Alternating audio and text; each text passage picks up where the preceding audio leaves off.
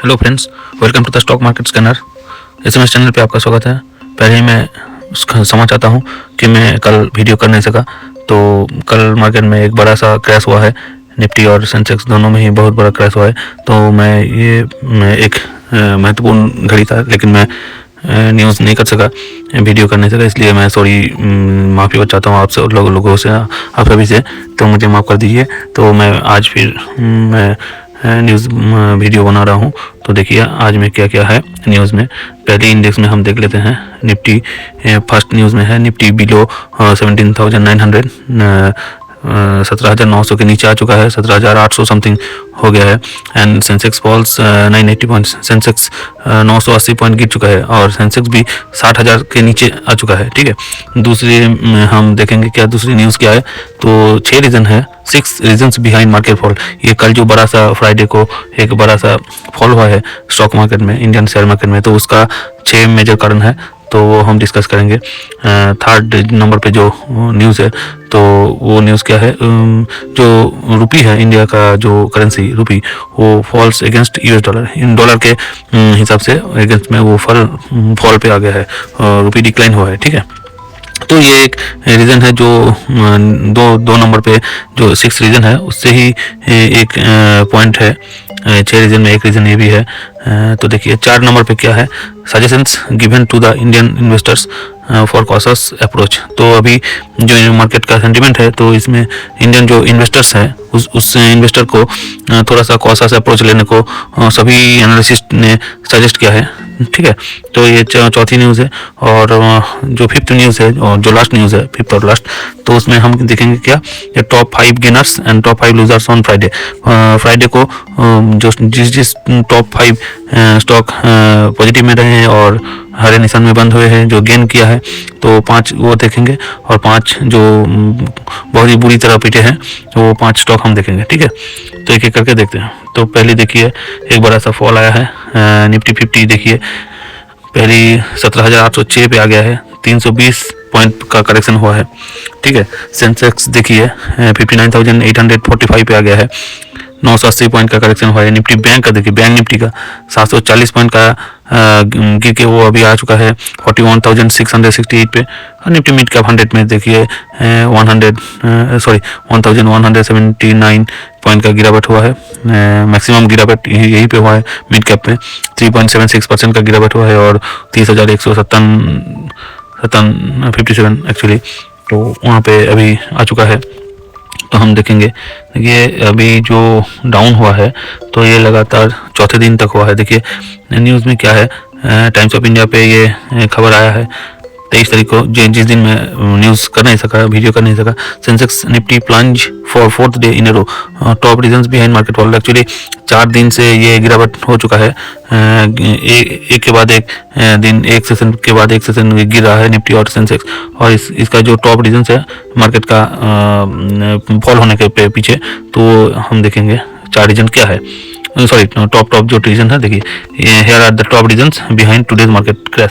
आज actually news publish हुआ है, उस दिन पे ही ये न्यूज़ आया है। ठीक है, जिस दिन मार्केट क्रैश हुआ है फ्राइडे को, तो मैं तो उस दिन वीडियो कर नहीं सका। तो आज देखते हैं उस दिन में क्या क्या कारण था। तो देखिए PSU bank metal stocks led market fall. तो PSU जो बैंक है, public sector undertaking banks and metal stocks जो है, यही मेजर कारण है मार्केट को गिराने का काम यही ने किया है। पब्लिक सेक्टर देखिए कि न्यूज़ में क्या है, public sector banks drag the most today with the quarter falling 6.06% on NSE Nifty. Indian Overseas Bank IOB plunged the most at 14.82%. जो इंडियन ओवरसीज बैंक है, ये 14.82% गिर चुका है, while union bank dragged 10.57%. Interestingly union bank भी 10% से भी ज़्यादा वो गिर चुका है। इंटरेस्टिंगली देखिए PSU bank stocks were generating the highest returns for investors since the last 2 months। और मज़ेदार की बात क्या है, PSU बैंक जो स्टॉक है, अभी ये देखिए लास्ट 2 महीने में यही स्टॉक ज़्यादा रिटर्न दिया है इन्वेस्टर को। ठीक है, और इसके साथ मेटल का जो मेटल एंड मीडिया इंडाइसेस जो है ठीक है, वो भी इंडेक्सेस मार्केट को ड्रैग किया है 4.47% एंड 4.99% रेस्पेक्टिवली, ये भी ड्रैग किया है मार्केट को। Metal stocks fail amid rising covid concerns in China. तो चाइना में कोविड-19 का जो कॉन्सर्न है उसमें भी मेटल का एक बड़ा सा हाथ है, तो मेटल भी मार्केट को ड्रैग किया है। ठीक है, the world largest consumer of steel, actually China तो एक मेजर स्टील कंज्यूमर कंट्री है, तो कोविड का वहाँ पे एक बड़ा सा प्रॉब्लम चल रहा है। ठीक है, वहाँ पे राइजिंग हो रहा है कोविड का जो आउटब्रेक हुआ है, तो उसके रिगार्डिंग स्टील का या मेटल का जो सप्लाई चेन है वो उसमें थोड़ी प्रॉब्लम दिखा रहा है, तो वो भी मार्केट को भी असर कर रहा है। ठीक है, दूसरी नंबर पर देखिए यूएस का इकोनॉमिक जो डाटा है तो वो रिलीज हुआ है, तो उसमें क्या न्यूज़ देखिए, US weekly jobless claims data pointed to a still tight labor market while the US economy rebounded faster than previously estimated in the third quarter. Specifically, investors are fretting that the Fed funds target rate could rise higher and stay there longer than previously expected, raising the possibility of an economic contraction. Market attention will now shift to US personal consumption expenditures PCE data due later on Friday that will provide further clues on whether inflation is continuing to moderate. Actually देखिए, जो inflation से ये लड़ रहा है US, तो यहाँ पे एक टाइट प्रॉब्लम चल रहा है। ठीक है, मार्केट पे, तो ये क्या कर रहा है, तो इकोनॉमी को रिबाउंडेड एंड फास्टर करने के लिए ये डेटा पब्लिश किया है। तो इसमें क्या दिख रहा है, तो वीकली जो जॉबलेस है ना, जो जॉब से निकल रहा है, जो वर्कर को निकल रहा है, तो ये डेटा अभी सामने आया है। तो ये थर्ड क्वार्टर में भी एस्टिमेट कर रहा है कि जो पिछले क्वार्टर था उससे भी ज़्यादा है, तो ये चिंता का विषय है। तो और इसके साथ क्या हुआ है, फेड तो एक कदम आगे चल रहा है कि वो रेट तो हाई करेंगे। ये देखिए यहाँ पे भी ये बोल रहा है कि higher than target Fed funds target rate could rise higher and stay there longer than previously expected. जो पिछले टाइम जो एक्सपेक्ट किया है उससे भी ज़्यादा ये राइज करेंगे ये जो रेट है। तो ये कुल मिला के रेट भी हाइक होंगे और जो जॉबलेस का प्रॉब्लम सिलसिला चल रहा है वो भी चलेंगे। तो कुल मिला के ये भी कंसर्न का विषय है। और देखिए लास्ट दो लाइन में क्या है, the US central bank rate interest by 50 basis point this month, इस महीने में 50 बेसिस पॉइंट अभी वो रेट हाइक कर चुका है after 4 consecutive 75 basis points hikes this year. इस साल में 4 बार वो कर चुका है, 75 बेसिस पॉइंट हाइक कर चुका है। ठीक है, तो वो रेट हाइक के एक प्रॉब्लम है यहाँ पे, तो इसके लिए एक प्रॉब्लम मार्केट को भी असर दे रहा है। और थर्ड जो कारण है वो देखिए rising Covid case. Obviously Covid एक बड़ा प्रॉब्लम है पूरे वर्ल्ड के लिए, तो अगर कोविड फैलेगा तो मार्केट का जो हाल वो बुरा हो जाएगा, बुरा से भी बदतर हो जाएगा।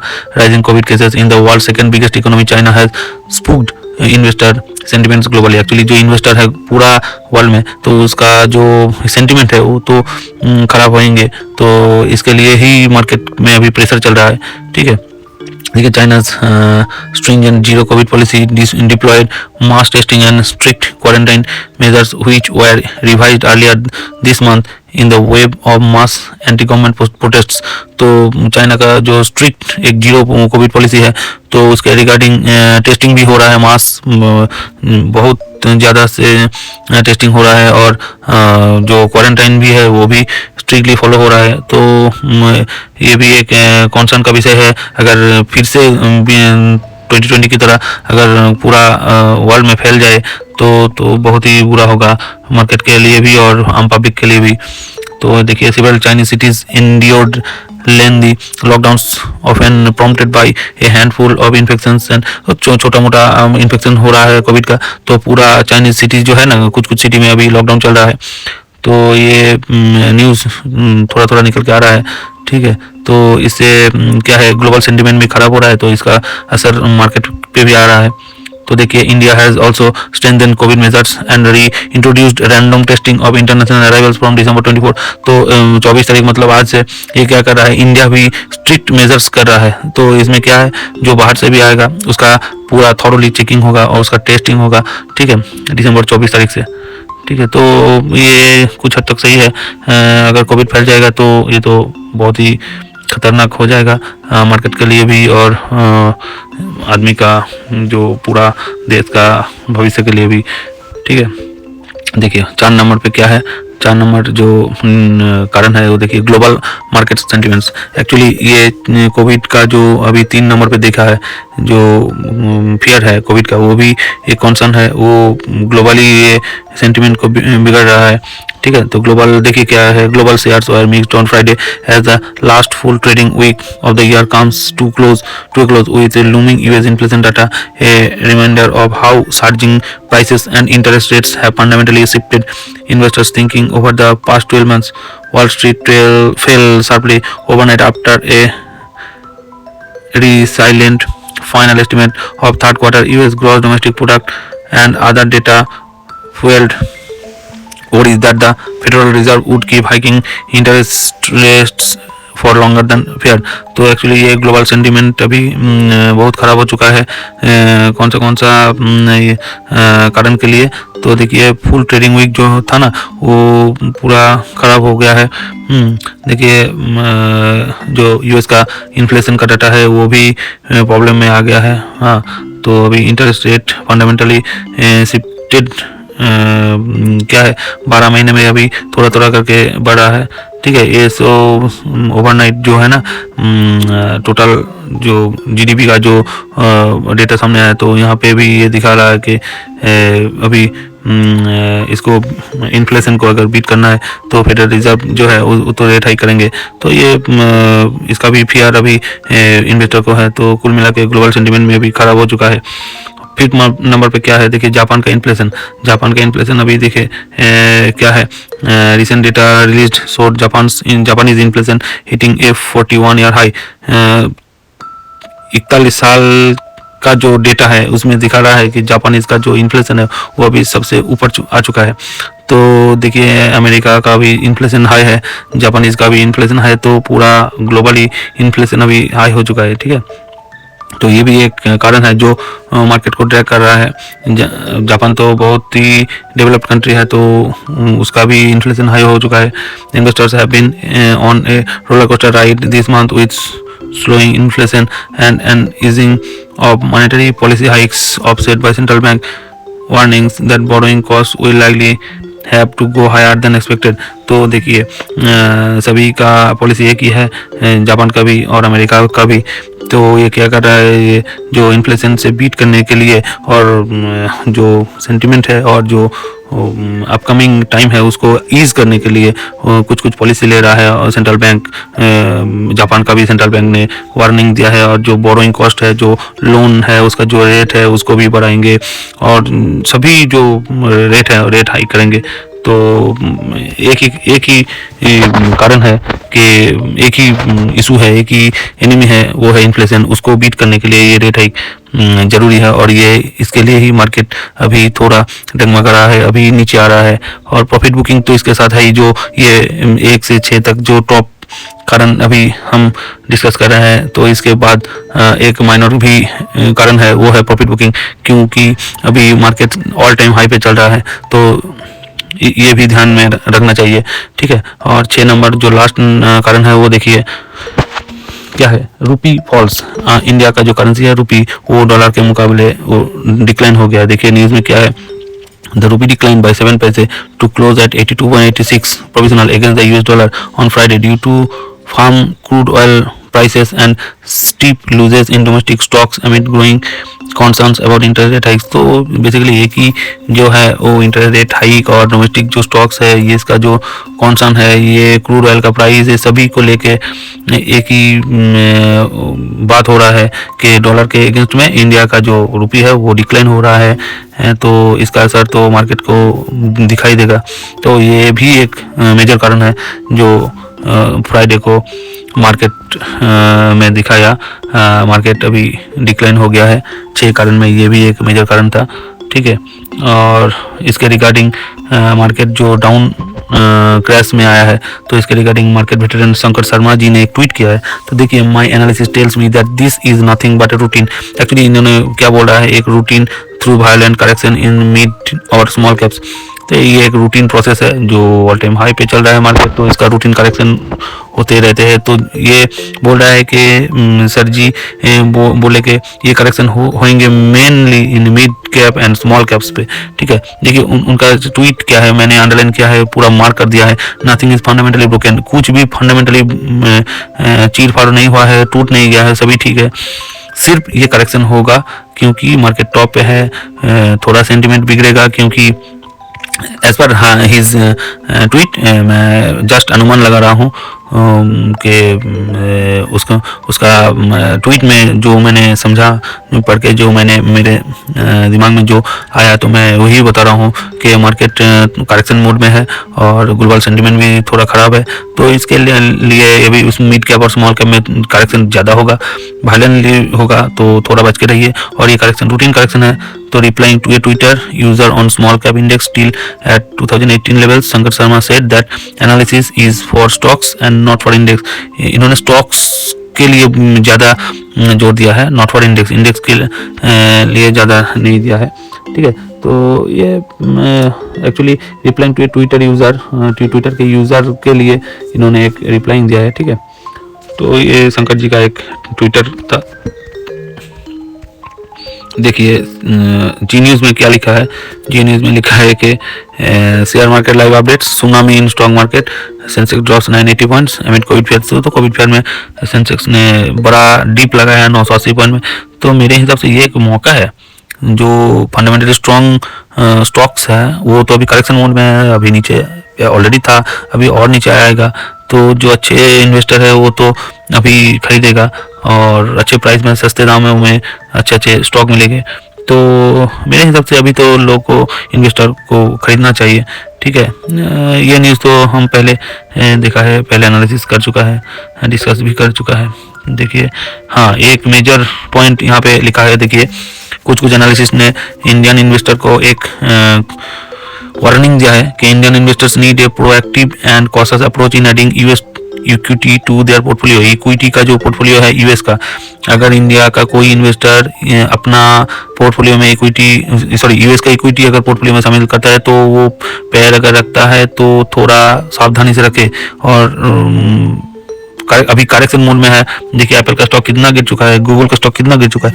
तो अभी अगर कोई यूएस का इक्विटी का पोर्टफोलियो में शामिल करना चाहिए, ऐड करना चाहिए, तो ज़्यादा सोच समझ के, ज़्यादा भावना को लेके, ज़्यादा एनालिसिस करके उसके बाद ही पोर्टफोलियो में शामिल करें, ठीक है। तो देखिए इसके रिगार्डिंग एक न्यूज़ है। तो देखिए by Bharat Pathak, this year has been the roller coaster for the Indian investors with equity market meltdown, domestic and US interest hikes. तो हम डिस्कस किया, डोमेस्टिक एंड यूएस इंटरेस्ट का हाइक हुआ है rate, rising inflation levels, inflation भी high हुआ है, and the predictions of global slow down in the coming years. 2013-14 में 2023-24 में इकोनॉमिक स्लो डाउन आएंगे, एक रिसेशन भी आने का खतरा है। तो ये सभी मिला के क्या है, ये factors have made the road to include international equities quite challenging. तो ये न्यूज़ में क्या बता रहा है कि ये सब अगर फैक्टर है तो हम लोगों को यूएस का और फॉरेन जो इक्विटी है, तो ये स्टॉक हमारे पोर्टफोलियो में शामिल करने के लिए 10 बार सोचना पड़ेगा। तो ये चैलेंजिंग है, अगर हम ऐड कर लेंगे और उसके बाद और भी करेक्शन हो तो बहुत ही प्रॉब्लम हो जाएगा। तो ठीक है, लास्ट जो न्यूज़ है तो हम देखेंगे आज निफ्टी में टॉप 5 गेनर्स और लूजर्स कौन है।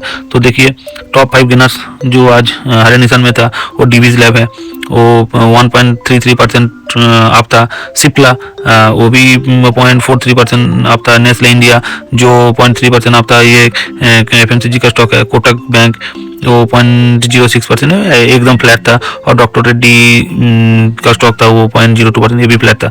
तो देखिए एक्चुअली 1 2 3 तो फार्मा का ही स्टॉक है, एक था बैंकिंग स्टॉक और एक था एफएमसीजी का स्टॉक। और देखिए टॉप लूजर्स में कौन है, अदानी पोर्ट्स, अदानी एंटरटेनमेंट। तो देखिए दोनों ही अदानी जी का स्टॉक था, ठीक है। ये टाटा स्टील, देखिए टाटा स्टील वो भी करेक्शन मोड में है और ज़्यादा करेक्शन हुआ है। हिंडाल्को और टाटा मोटर्स देखिए बहुत गिरावट हुआ है। अदानी पोर्ट्स का देखिए 4.49, लगभग 4.5% का गिरावट हुआ है। अदानी एंटरटेनमेंट का भी देखिए लगभग 3.90% का, टाटा स्टील का भी उतना ही, हिंडाल्को का 3.5% करेक्शन हुआ है और टाटा मोटर्स का भी 3.30। तो बहुत ही अच्छी खासी गिरावट हुआ है। और ज़्यादा वॉल्यूम के साथ गिरावट है। तो ये था लास्ट न्यूज़। तो देखिए अभी और कुछ नहीं है न्यूज़ में, वीडियो में। ठीक है, अच्छे रहिए और नेक्स्ट वीडियो के लिए वेट करिए। तब तक इस वीडियो को लाइक करिए, कमेंट करिए, दोस्तों के साथ शेयर करिए और ज़्यादा से ज़्यादा क्वालिटी वीडियो पाने के लिए आप इस चैनल को सब्सक्राइब करिए, कमेंट करिए। और अगर आप कमेंट करेंगे कौन सा टाइप का वीडियो चाहिए ये बोलेंगे तो हम मोटिवेटेड होके वैसे ही वीडियो आपके लिए बनाएंगे। ठीक है, तो अच्छे रहिए। अभी वीकेंड चल रहा है, वीकेंड में स्टॉक को एनालिसिस करिए। मार्केट मंडे को ओपन होंगे तो देखिए, आशा करता हूँ मंडे को पॉजिटिव में हरे निशान में मार्केट खोलेंगे। ठीक है, तब तक खुश रहिए। थैंक यू, जय हिंद।